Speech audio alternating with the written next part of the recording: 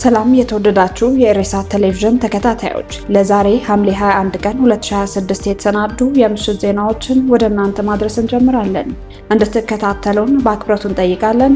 አበይት ነጥቦችን በቅድሚያ በኤርትራ ኤርትራዊ አፋርን ያካተተ ብቃት ያለው አስተዳደር መፍጠር እንደሚቻል ተገለጸ።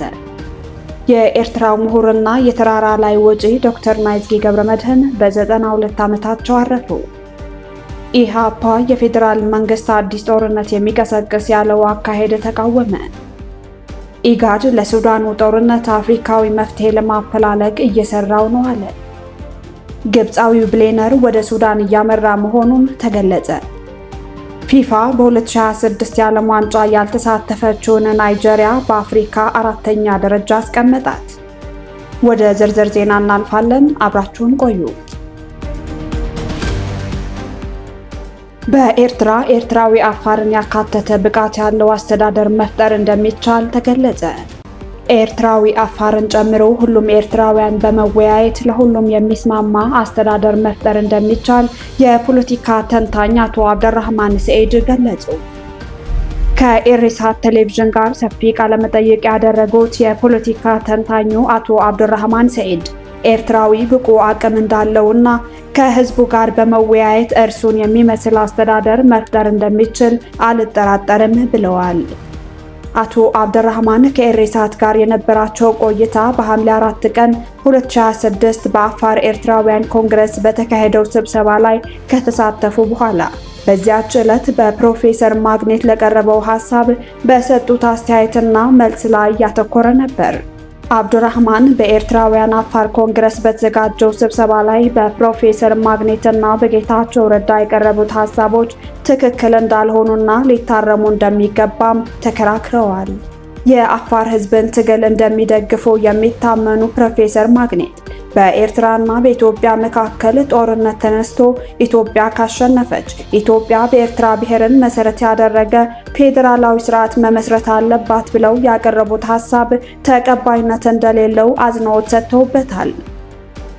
አቶ አብደራህማን ፕሮፌሰሩ በኤርትራም ሆነ በኢትዮጵያ ህዝብ ውስጥ ባለው ሁኔታ ላይ የተሳሳተ ግንዛቤ እንዳላቸው በመግለጽ የኤርትራውያንን አቅም አሳንሰው ከማየትና በኢትዮጵያ ያለውን ጨቋኝ ስርዓት በአግባቡ ካለመረዳት የመጣ ነው ሲሉም አብራርተዋል።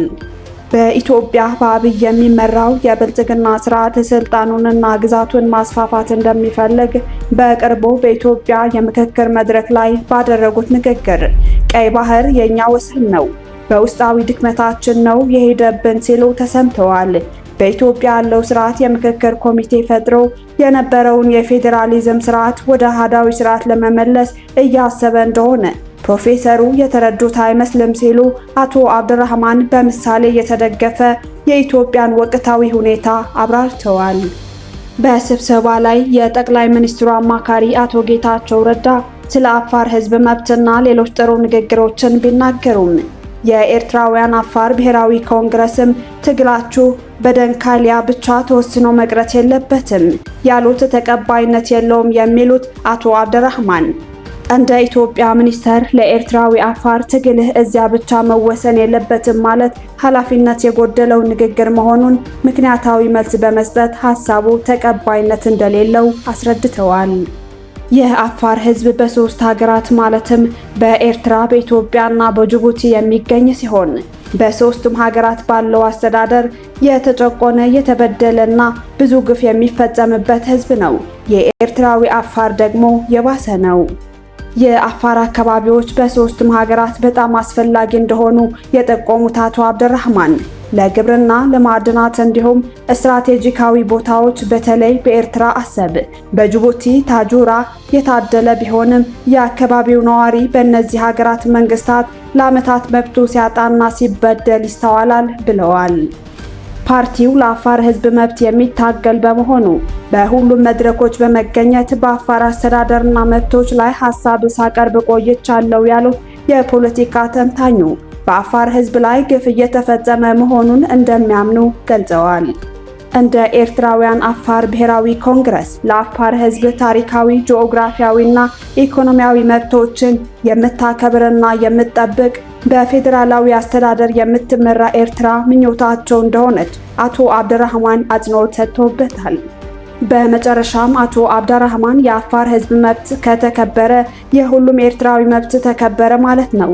ስለዚህ የሁሉም ኤርትራዊ መብት ባልተከበረበት የአፋር ሕዝብ መብት ሊከበር ስለማይታሰብ ሁሉም ተደራጅቶ ለመብቱ ሊታገል እንደሚገባ አሳስበዋል።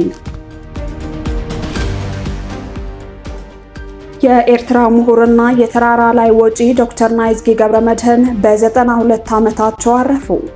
በኬንያ ተራራ ላይ የኤርትራን ባንዲራ በመስቀልና በሀገራቸውም ሆነ በሌሎች ሀገራት ባበረከቱት አስተዋጽኦ የሚታወቁት የኤርትራ ምሁርና የተራራ ላይ በመውጣት የሚታወቁት ዶክተር ናይዝጌ ገብረመድህን በ92 ዓመታቸው አርፈዋል።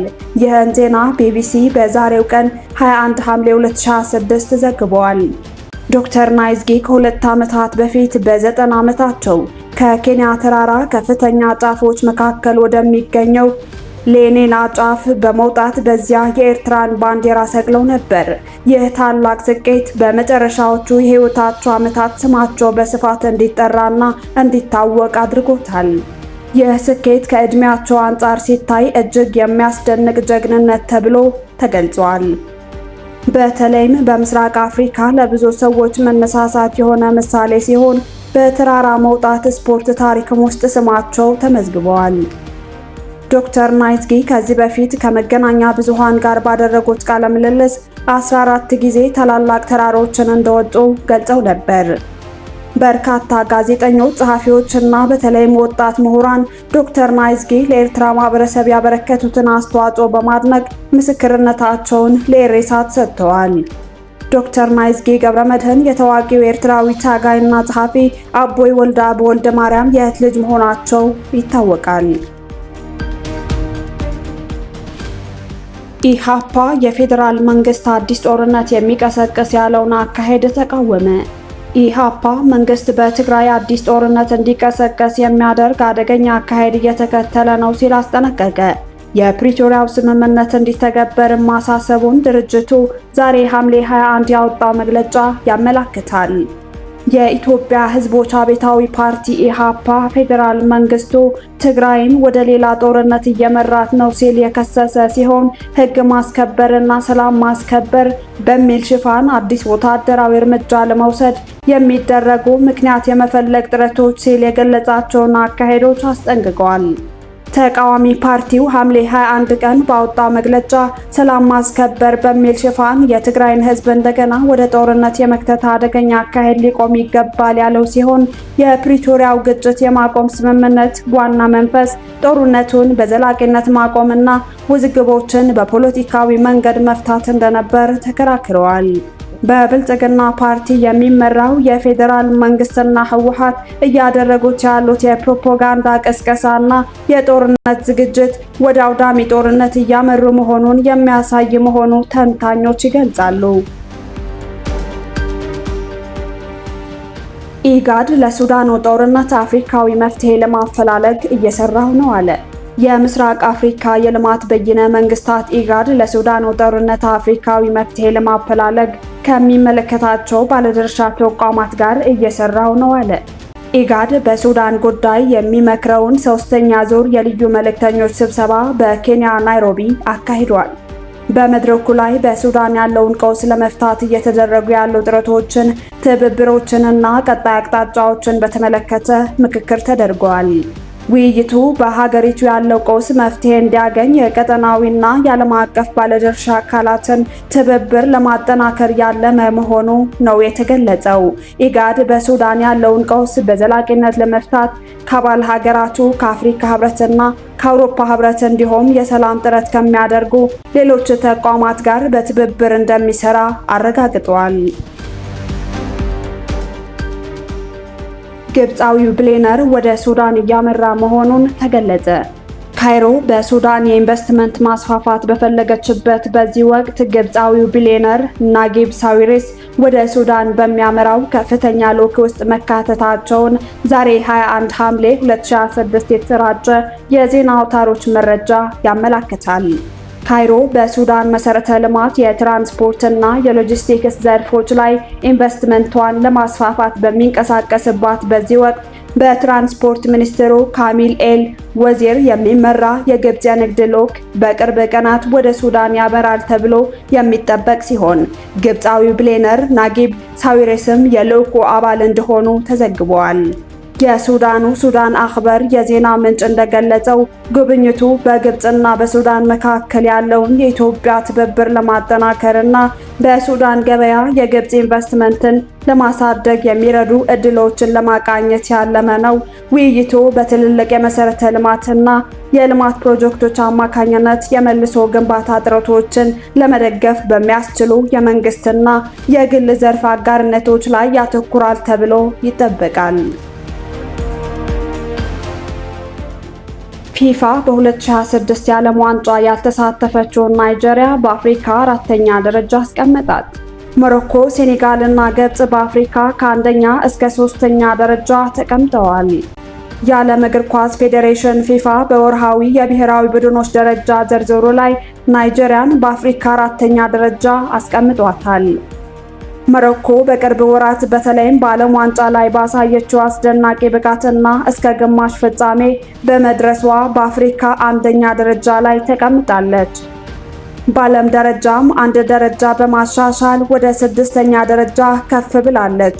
ሴኔጋል በአፍሪካ ሁለተኛ ብትሆንም በዓለም ደረጃ 3 ደረጃዎችን በመውረድ 18ኛ ደረጃ ላይ ተቀምጣለች።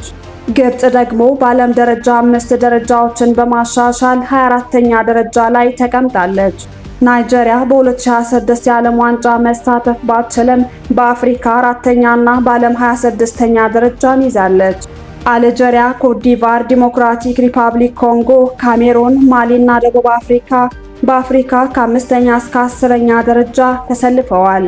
ተንታኞች እንደሚሉት ይህ የፊፋ አዲስ ደረጃ ለአፍሪካ እግር ኳስ አበረታች ዜና ሲሆን እነዚህ ሀገራት ለሚቀጥሉት ዓለም አቀፍ ውድድሮች በተሻለ ሁኔታ እንዲዘጋጁ ተስፋ የሚሰጥ ነው። ለብዙ ዓመታት ከዓለም አቀፍ ውድድሮች ርቃ የነበረችው የኤርትራ ብሔራዊ ቡድንም በቅርቡ ወደ 2027 የአፍሪካ ዋንጫ ማጣሪያ ውድድር ከተመለሰች በኋላ በፊፋ የዓለም ደረጃ ምደባ ውስጥ እንደገና መካተት ችላለች። በአዲሱ የፊፋ ደረጃ መሰረት ኤርትራ በአፍሪካ 50ኛና በዓለም 184ኛ ደረጃ ላይ እንደምትገኝ የፊፋ ሪፖርቶች ያሳያሉ። ውድ የኢሬሳ ቴሌቪዥን ተከታታዮች ለዛሬ ምሽት የተሰናዱ ዜናዎቻችን አበቃን። ቀጣይ እስከምንገናኝ መልካሙን ተመኘን። ሰላም።